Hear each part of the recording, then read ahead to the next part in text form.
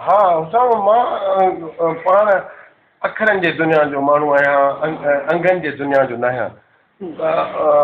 असां जो शुरू खां वठी तालीम जे पेशे में रहियासीं, पर मूं ॿोली पढ़ाई, माना शुरू खां वठी मुंहिंजो ॿोलीअ ॾे लाड़ो रहियो, त उहा नेचुरली उहो इहो लाड़ो रहियो हुयो असां मूं में।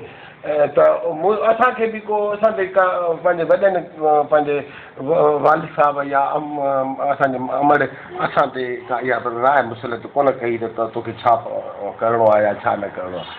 त अहिड़े ई नमूने सां हाणे उहे मुंहिंजा ॿार जेके आहिनि उहे बि अखरनि जी दुनिया ॾांहुं आया आहिनि, अंगनि जी दुनिया खे उन्हनि पसंदि न कयो।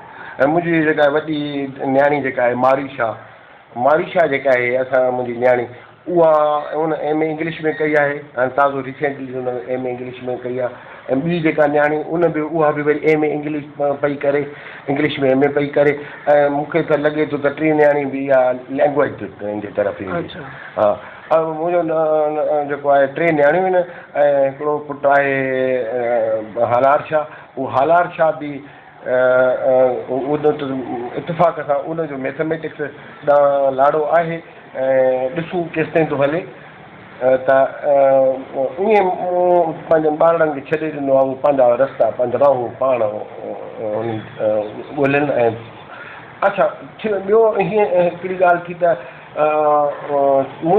इल्मु अदब खां परे रहिया आहिनि ॿार मुंहिंजा, लिटरेचर जी दुनिया ॾांहुं न आया, माना लिटरेचर जी दुनिया इन हवाले सां त आहिनि त हुन एम ए इंग्लिश में उन्हनि कई पए या मारिशा या मुंहिंजी धीअ करे थी, त इन हवाले सां त लैंग्वेज सां लॻा पियल आहिनि, पर उहो लिटरेरी न आहिनि।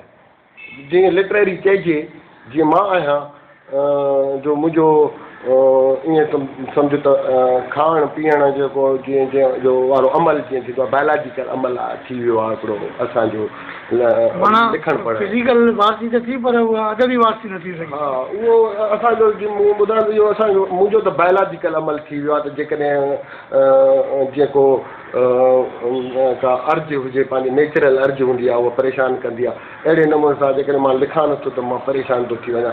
इहा शइ मुंहिंजे ॿारनि में कोन्हे। त पर उन्हनि उहे सुठा आर्टिस्ट थी विया। इतफ़ाक़ अहिड़ो थियो जो मुंहिंजा ॿार मुंहिंजूं न्याणियूं सुठी मुसवरी थियूं कनि ऐं उन्हनि ड्राइंग ॾांहुं ऐं पंहिंजो मुसवरी ॾांहुं रुग़बत थी आहे उन्हनि खे।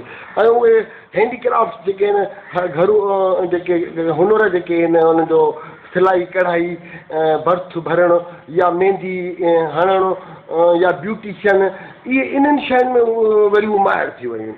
त माना हिकिड़ो जेकॾहिं ॾात आहे, उहा ॾात जेका आहे उहा पंहिंजा रस्ता वरी पाण ॻोल्हे कढंदी आहे। उहा आर्टिस्ट आहिनि, मुंहिंजा ॿार बि आर्टिस्ट आहिनि।